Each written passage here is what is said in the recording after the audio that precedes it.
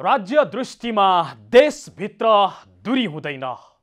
नमस्कार, म धीरज बस्नेत।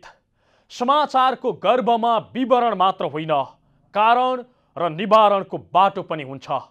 पर्दामा देखिने र छेकिने खोजीको खबर उद्घाटन गर्न तम तयार बाइलाइन।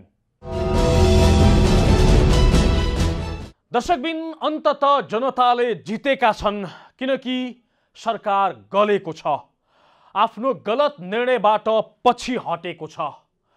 विश्वभर महामारीका रूपमा फैलिएको कोरोनाको निःशुल्क उपचार र परीक्षण रोकेको सरकारले जनदबाव र अदालतको आदेशपछि अन्ततः परीक्षण र उपचार निःशुल्क गर्ने निर्णय गरेको छ।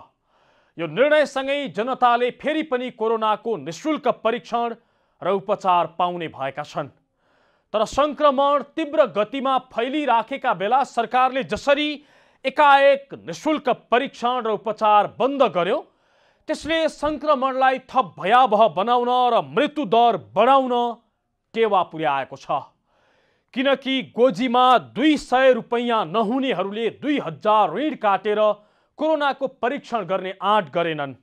अलिअलि पैसा भएकाहरूले पनि सामान्य लक्षण देखिँदैमा परीक्षण गर्न चाहेनन्, बरु बजार भिड र काममा दौडिरहे, जसले झनै संक्रमण फैलाएको छ। यो फैलिएको संक्रमण नियन्त्रण गर्न सरकारलाई थप महँगो पर्न सक्छ।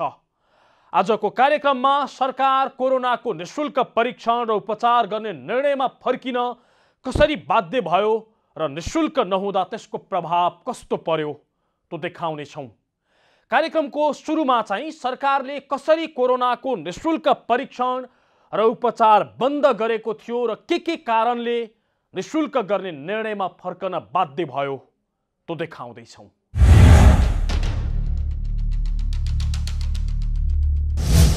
आर्थिक रूपले विपन्न, अशक्त तथा असहाय अवस्थामा रहेका नागरिकहरू, असहाय एकल महिला, अति अपाङ्गता भएका नागरिकहरू, ज्येष्ठ नागरिक, अग्रपंक्तिमा खटिने स्वास्थ्य कर्मीहरू, सरसफाई कर्मचारीहरू, सुरक्षा कर्मीहरू लगायत जोखिम क्षेत्रमा कार्यरत कर्मचारीहरूमा लक्षण वा चिन्ह देखिएमा परीक्षण तथा उपचार निःशुल्क गरिनेछ। तर उल्लेखित व्यक्तिहरूले कुनै बिमा कम्पनीबाट कोरोना बिमा गरेको भएमा परीक्षण र उपचार खर्च निजको बिमा रकमबाट बेहोरिनेछ। अन्य सबै किसिमका व्यक्तिहरूको परीक्षण तथा उपचार व्यक्तिकै आफ्नै खर्चमा गराउने निर्णय भएको छ। यो कार्तिक 2 गते सार्वजनिक भएको सरकारको भनाइ थियो। स्वास्थ्य मन्त्रालयका प्रवक्ता डाक्टर जागेश्वर गौतमले अब उपरान्त सरकारले कोरोना संक्रमितको उपचार गर्न नसक्ने र परीक्षण पनि निःशुल्क नगर्ने बताएको थियो। तर यो निर्णय भने असोज 19 गते नै भइसकेको थियो। जति बेला मन्त्री परिषदले यो निर्णय गरेको थियो, त्यो भन्दा अगाडि नै सर्वोच्च अदालतले निजी ल्याबमा पैसा तिरेर परीक्षण गराउने व्यवस्था नगराउनु र नागरिकको कोरोना परीक्षण तथा स्वास्थ्य उपचार निःशुल्क गराउनु भनेर परमादेश दिइसकेको थियो। तर अदालतको आदेश आइसकेको हुँदा मन्त्री परिषदले निर्णय गरेको भए पनि उक्त निर्णय होल्ड गरेर राखिएको थियो र दशैंको मुखैमा आएर स्वास्थ्य मन्त्रालयका प्रवक्ता मार्फत उक्त निर्णय सार्वजनिक गरिएको थियो। जबकि नेपालको संविधान हेर्ने हो भने स्वास्थ्य सम्बन्धी हकलाई मौलिक हकका रूपमा व्याख्या गरिएको छ र आकस्मिक स्वास्थ्य सेवाबाट कुनै पनि नागरिकलाई विमुख नगरिने उल्लेख गरिएको छ। संविधानको धारा 35 मा स्वास्थ्य सम्बन्धी हक उल्लेख छ र यस धाराको उपधारा 1 मा राज्यले आधारभूत स्वास्थ्य सेवा निःशुल्क दिने र आकस्मिक स्वास्थ्य सेवाबाट कसैलाई पनि वञ्चित नगरिने भनिएको छ। त्यसैगरी उपधारा 3 मा प्रत्येक नागरिकलाई स्वास्थ्य सेवामा समान पहुँचको हक हुनेछ भन्ने उल्लेख गरिएको छ। तर संविधानको भावना विपरीत सरकारले आफ्नै नागरिकमाथि फरक व्यवहार गर्यो। पैसा हुनेहरू निजी अस्पतालमा पुगेर कोरोना परीक्षण गर्ने र उपचार गर्ने अवस्थामा पुगे भने पैसा नहुनेहरू जति धेरै बिरामी भए पनि परीक्षण नै नगरी बस्नुपर्ने अवस्थामा आइपुगे। 2 छाक खान 200 रुपैयाँ जुटाउन नसक्ने 2000 खर्च गरेर कोरोना परीक्षण गराउने अवस्थामा पुगेनन्, जसका कारण कोरोना परीक्षण र संक्रमणका दर पनि घटेको जस्तो देखियो। पहिले दैनिक 15,000 को हाराहारीमा कोरोना परीक्षण भइरहेकोमा कार्तिक 2 गतेबाट निःशुल्क कोरोना परीक्षण बन्द गरिएपछि कार्तिक 11 मा आइपुग्दा 3000 भन्दा कमले मात्रै परीक्षण गराए। बरु यही बीचमा कोरोनाबाट संक्रमित र मृत्यु हुनेको संख्या भने बढ्न थाल्यो। सरकारले गम्भीर प्रकृतिका बिरामीका लागि दैनिक 14,000 भन्दा बढी खर्च गर्नुपर्ने बताएपछि मानिसहरू उपचारका लागि अस्पतालसम्म पुगेनन् र मृत्यु हुनेको संख्या एक दिनमै 30 जनासम्म पुग्यो। अदालतले निःशुल्क परीक्षण र उपचार गराउनु भनेर दिएको आदेश पालना नभएको भन्दै आलोचना सुरु भएपछि सरकार कार्तिक 15 गते अदालतको आदेश पुनरावलोकन गरी पाऊँ भन्दै सर्वोच्च पुग्यो। महान्यायाधिवक्ताको कार्यालय मार्फत सरकारले कार्तिक 16 गते पुनरावलोकनको माग गरी रिट दायर गरे पनि कार्तिक 20 गते सर्वोच्च अदालतले उक्त रिट खारेज गरिदियो। बरु अब उपचार पनि निःशुल्क गर्नु र मौलिक हकको रक्षा गर्नु भन्दै सरकारको नाममा अर्को आदेश दियो। मौलिक हकमा पैसा चाहिँ लिन मिल्दैन। त्यो पैसा यदि लिइन्छ भने त्यो चाहिँ एक किसिमको कानुन र संविधानभन्दा बाहिर गएको भन्ने मानिन्छ। अनि त्यस पछाडि सरकारले यो संविधान र कानुनभन्दा बाहिर गएर पिसिआर टेस्टको परीक्षा ल्याउन सुरु गरे पछाडि हामी चाहिँ सर्वोच्च अदालत त्यो गयौँ। गइसके पछाडि असोजको 15 गते शुल्क नलिनु पिसिआर परीक्षण मात्रै होइन कि कोभिड-19सँगका सम्पूर्ण उपचार सेवाहरू निःशुल्क गर्नु भन्ने परमादेश जारी भयो। सरकारको चौतर्फी आलोचना भएपछि स्वास्थ्य मन्त्रालयले केही दिन अघि मात्रै कोरोना परीक्षण र उपचार निःशुल्क गराउने भन्दै मन्त्री परिषदमा प्रस्ताव लिएर गयो र अन्ततः सरकार आफ्नो पुरानो निर्णय उल्टाउन बाध्य भयो। सोमबार बसेको मन्त्री परिषद बैठकले सरकारी अस्पतालमा आउने व्यक्तिको कोरोना परीक्षण र उपचार निःशुल्क गर्ने निर्णय गर्यो। सोमबार बसेको मन्त्री परिषद बैठकले कोरोनाको परीक्षण र उपचार निःशुल्क गर्ने निर्णय गरेको बताए पनि यसको आधिकारिक पत्र भने स्वास्थ्य मन्त्रालयमा पुगिसकेको छैन। स्वास्थ्य मन्त्रालयका प्रवक्ता डाक्टर जागेश्वर गौतमले आफूले पनि निर्णय भएको भन्ने सुनेको तर निर्णय नआइपुगेकाले अहिले नै केही भन्न नसकिने बताए। यो निर्णयसँगै अब अदालतले दिएको आदेशको पालना हुने देखिएको छ। यसअघि अदालतले स्वास्थ्य मन्त्री भानुभक्त ढकाललाई अदालतको अवहेलना मुद्दामा कारबाही किन गर्नु नपर्ने हो जवाफ पठाउन आदेश दिएको थियो। सरकारको यो निर्णय त्यसपछि मात्रै आयो जब अदालत, नागरिक समाज, सञ्चार माध्यम र आम सर्वसाधारणले चौतर्फी आलोचना गरे। महामारी आकस्मिक स्वास्थ्य समस्या भएको र मौलिक हकले आकस्मिक स्वास्थ्य सेवाबाट कसैलाई पनि वञ्चित नगरिने बताएकाले पनि सरकारी निर्णयलाई सबैले गलत भनेका थिए। त्यसकारण पनि सरकार आफ्नै निर्णयमा ब्याक गियर लगाउन बाध्य बन्यो। हो, जनदबाव सामु अन्ततः सरकार झुकेको छ र हनन भएको स्वास्थ्य सम्बन्धी मौलिक हक थोरै भए पनि फिर्ता भएको छ। कार्यक्रममा निःशुल्क परीक्षण र उपचार बन्द गरिएपछि सरकारमाथि कस्तो दबाव पर्यो, संक्रमण कसरी फैलियो त्यो देखाउनेछौँ तर एकैछिनको विश्रामपछि। दर्शकबिन, आज हामी बाइलाइनमा सरकार कसरी कोरोनाको निःशुल्क परीक्षण र उपचार गर्ने निर्णयमा फर्कन बाध्य भयो भन्ने विषयमा चर्चा गरिराखेका छौँ। जङ्गबहादुर राणाको पालादेखि नेपालमा संक्रामक रोगहरूको निःशुल्क उपचार हुँदै आएको इतिहास छ। कुष्ठरोग, क्षयरोग, हैजा, मलेरिया जस्ता रोगहरूको आज पनि निःशुल्क उपचार हुन्छ हाम्रो देशमा। तर विश्वव्यापी महामारीका रूपमा फैलिएको र सारा दुनियाँले निःशुल्क उपचार गर्दै आएको कोरोनाको परीक्षण र उपचार गर्न सक्दिन भन्दै सरकार पन्छियो। त्यसपछि सरकारलाई यति चर्को दबाव पर्यो कि जुन थेग्नै सकेन।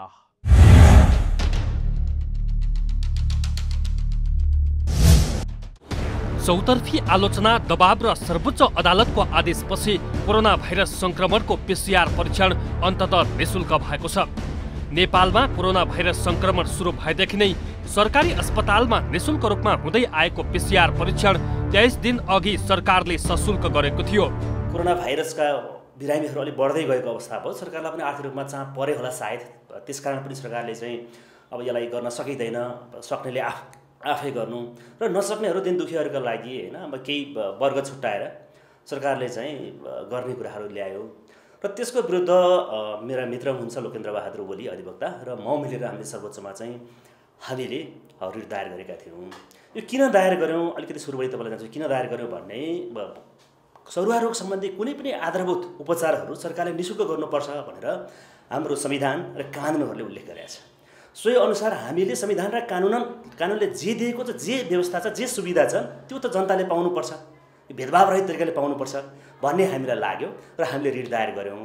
र सोही रिटमा चाहिँ तपाईँको चाहिँ सर्वोच्च अदालतले परमादेश जारी गर्दै सम्पूर्ण कोभिड जो बिरामी हुनुहुन्छ उहाँहरूको निमित्त चाहिँ निःशुल्क उपचार हुनुपर्छ, पिसिआर टेस्ट निःशुल्क हुनुपर्छ भन्ने किसिमको चाहिँ आदेश परमादेश जब आयो, आइसकेपछि सरकार एक हदसम्म बाध्य भयो। सरकारले सक्नेले पैसा तिर्नु भन्दै पिसिआर परीक्षण सशुल्क बनाएको थियो। पिसिआर परीक्षणमा सरकारी अस्पतालले समेत शुल्क लिन थालेपछि निम्न वर्गीय तथा आम्दानीको स्रोत नभएकाहरू चिन्तित हुन थाले। गरिबले आफूमा कोरोना संक्रमण भए वा नभएको थाहा नपाउने स्थिति आयो।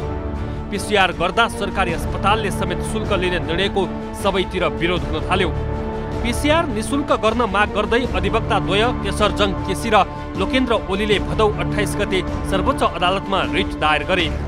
अधिवक्ता द्वय केसी र ओलीले सरुवा रोगको उपचार निःशुल्क पाइने जनस्वास्थ्य सेवा ऐनको दफा 3 को उपदफा 4 गमा सरुवा रोगको उपचार निःशुल्क पाइने व्यवस्था भएको र सरकारको निर्णयले त्यसको उल्लङ्घन गरेको जनाउँदै रिट हालेका थिए।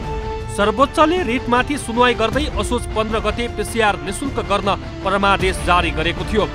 न्यायाधीश द्वय डाक्टर आनन्द मोहन भट्टराई र टङ्क बहादुर मोक्तानको संयुक्त इजलासले पिसिआर परीक्षण निःशुल्क गर्न सरकारको नाममा परमादेश दिएको थियो। सरकारले अदालतको आदेश पालना गर्दै पिसिआर फेरि निःशुल्क गर्ने निर्णय गरेको छ। हिजो मात्रै निर्णय आएको छ।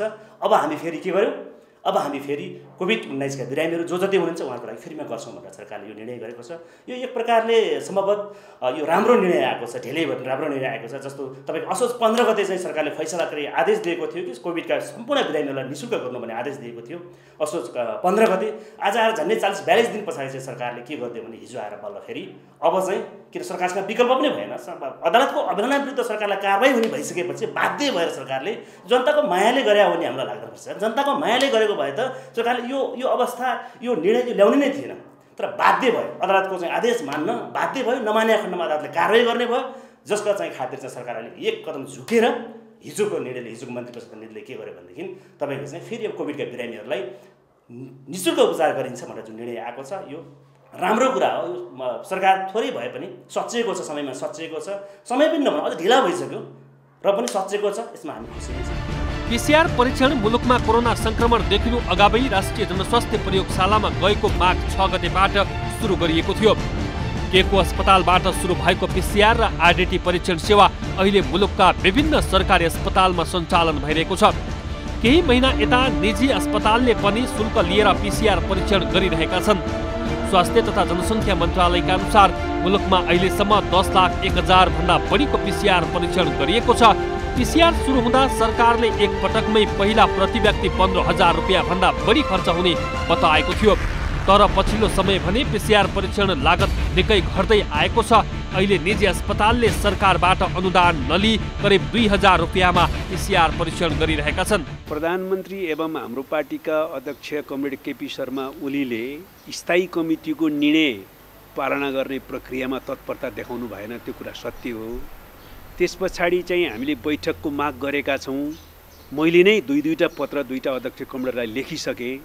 तत्काल चाहिँ कोभिड-19ले पैदा गरेको स्वास्थ्य सङ्कट र कोभिड-19 का कारणबाट उत्पन्न जनजीविकाको सङ्कटलाई समाधान गर्न तत्कालै चाहिँ सचिवालयको बैठक बसाउँ भनेर माग गरे।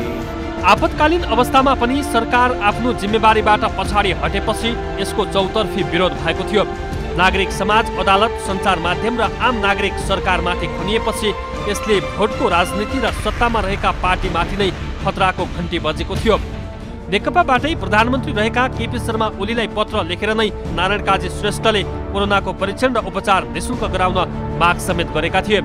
आफ्नै पार्टी, प्रतिपक्षी र जनताबाट तीव्र आक्रोश तथा अदालतबाटै आदेश आएपछि सरकार आफ्नै निर्णयलाई पुनर्विचार गर्न बाध्य बन्यो र अब सरकारी अस्पतालमा कोरोनाको परीक्षण र उपचार निःशुल्क बन्यो।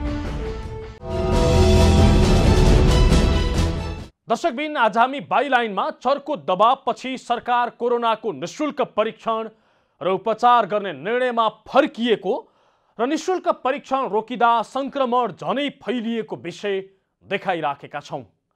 शङ्कीका भरमा कोरोनाको निशुल्क परीक्षण र उपचार 22 दिनसम्म बन्द गरेर सरकारले संक्रमण झनै फैलाएको छ।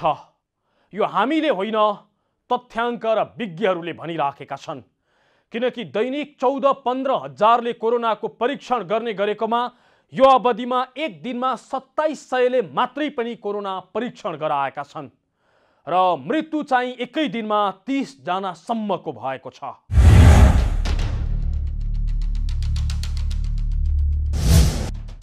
मुलुकमा जतिखेर कोरोनाको संक्रमण दर तीव्र रूपमा फैलिँदै गएको थियो, त्यतिखेर नै सरकारले कोरोनाको निशुल्क परीक्षण र उपचार बन्द गर्यो।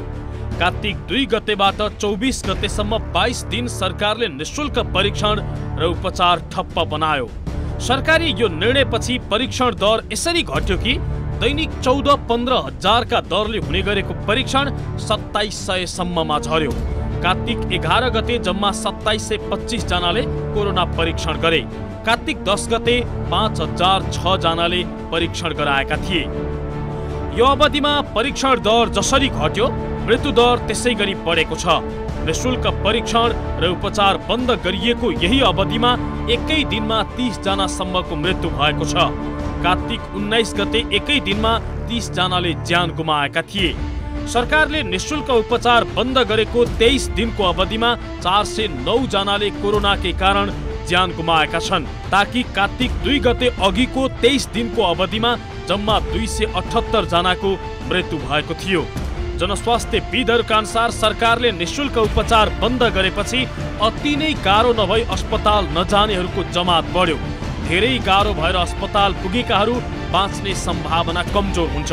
त्यही कारण मृत्यु दर बढेको जनस्वास्थ्यविद डाक्टर बाबुराम मरासिनी बताउँछन्। यसले त व्यापक बढायो नि, अलिकति मानिसहरूको चाहिँ दुःखद निधन भयो होला। उहाँहरू चाहिँ नि अब भोलि बिहानसम्म ठिक हुन्छ कि भरे साँझसम्म ठिक हुन्छ कि पर्सि बिहानसम्म ठिक हुन्छ कि भनेर सोध्दै एकदमै सिरियस हुनुभयो।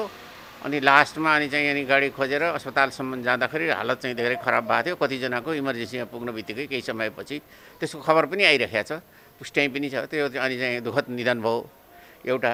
अर्को चाहिँ के भयो भने चाहिँ अब यो आफै टेस्ट गर्नुपर्ने भनेपछि होइन यो रुगा हो कि यो कोरोना हो कि भइहाल्यो 2-4 दिन हेरौँ न त भन्दै मान्छेहरू चाहिँ कतिपय मान्छेहरू गम्भीर भए र उनीहरूले चाहिँ अब धेरै मानिसहरूलाई हिन्डुल गर्ने। जबसम्म पोजिटिभ भनेर प्रमाणित नभएसम्म मान्छे बाध्य भएन घरभित्रै बस्नलाई। सरकारले निशुल्क कोरोना परीक्षण र उपचार बन्द गर्दा मृत्युदर मात्रै बढेको छैन, संक्रमण झनै भयावह रूपमा फैलिएको छ।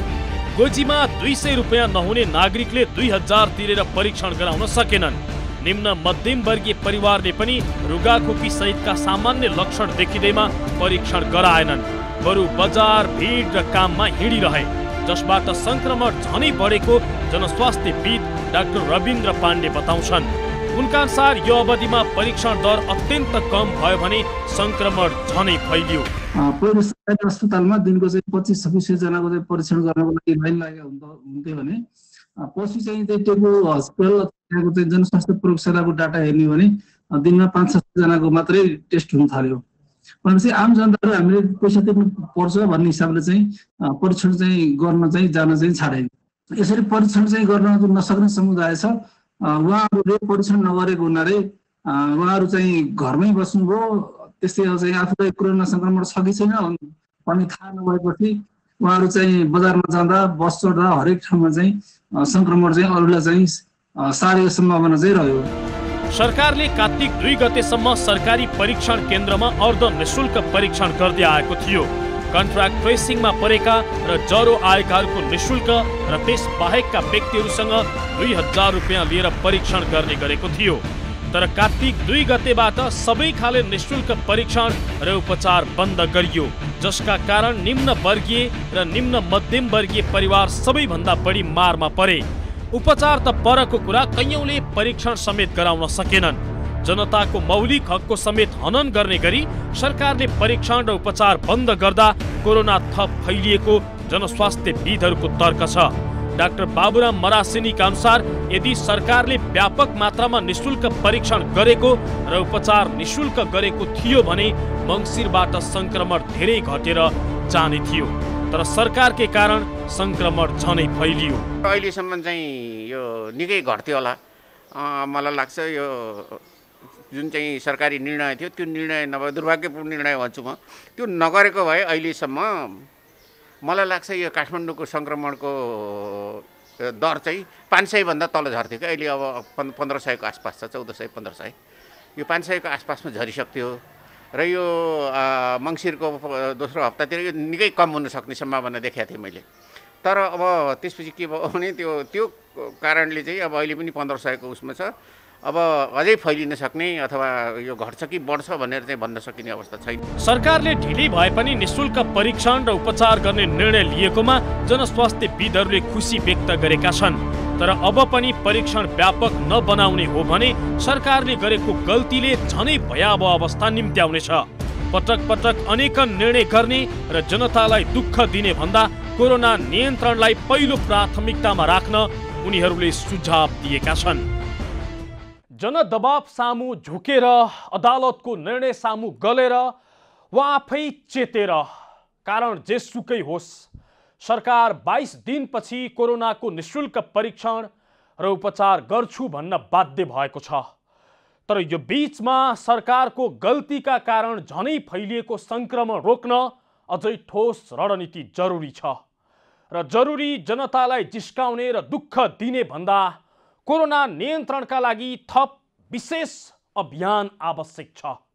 हौस् त आजलाई सरकार कसरी कोरोनाको निशुल्क परीक्षण र उपचार गर्ने निर्णयमा फर्कियो भन्ने प्रसङ्ग यति नै।